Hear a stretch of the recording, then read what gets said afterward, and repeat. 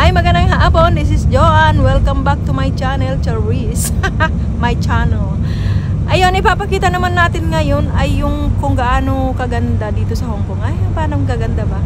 Hindi, ibig sabihin is kung gaano katagal o gaano kalayo or kung gaano ka-responsible ang mga driver dito sa Hong Kong. Like dito, oh. Kasi itong tunnel na to is nagdudugtong ito from Yuen Long to city ng Hong Kong.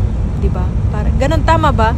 Paki-correct naman ako dyan sa kasi ito lagi naming nadadaanan to, tapos hindi ko alam kung ilang minuto yung takbo namin, kasi medyo nakakainip din minsan pag tinitingnan mo lang sa harapan na ganyan. Tapos sabi ko next time na magdodaan ako dito, mag-video ko, kaya nakuhanan ko from start, from the beginning, ganun.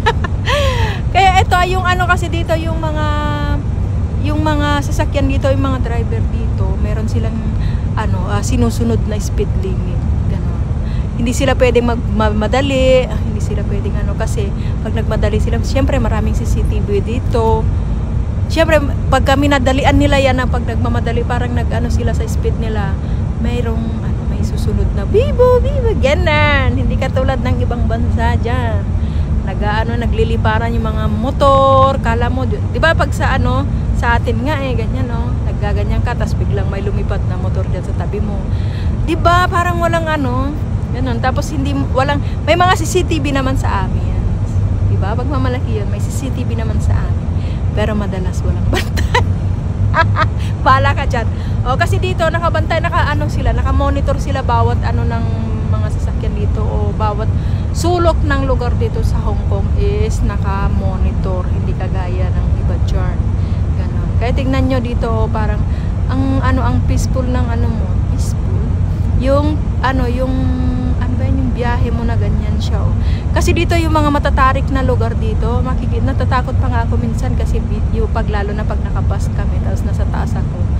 Tapos yung mga bundok na inaakyat namin, tapos ganun yung bus mo. Tapos yung mga yung sa gilid, para pangharang, is maliliit lang, ganun. Tapos pero hindi siya nakakatakot. Kasi mayroon nga silang limit speed. Tapos at saka syempre yung mga driver dito is professional. Ganun, hindi katulad dun sa iba dyan. Basta marunong ka lang mag-drive ng meron ka ng driver license. Ganun, bilis.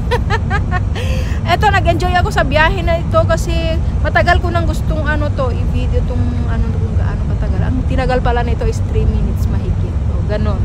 Yun na nga may share ko. Magandang hapon. Kayo naman mag-share. Abangan ko kung ano i-share nyo. Please subscribe to my new channel. Bye-bye. Salamat po.